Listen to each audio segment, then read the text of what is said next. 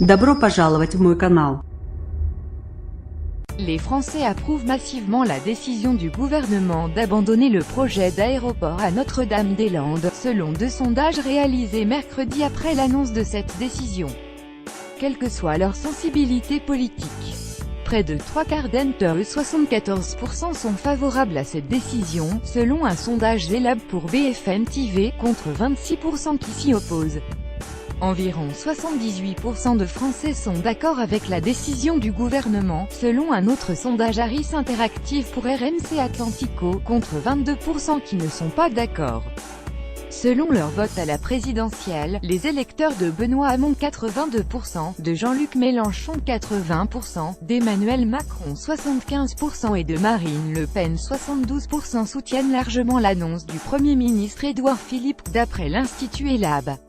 Les électeurs de François Fillon sont légèrement moins nombreux à l'approuver, 63%, également favorables à l'évacuation. Plus des 3/4 des Français, 76% sont favorables aussi à l'évacuation éventuelle des occupants de la zone où devait être construit l'aéroport, contre 23% qui y sont opposés, selon Elab. Ils sont pour à 73% et contre à 27%, selon Harris Interactive. Mais ils font davantage confiance au gouvernement, 52% qu'aux zadistes, 37% pour évacuer la zone sans violence, selon Harris.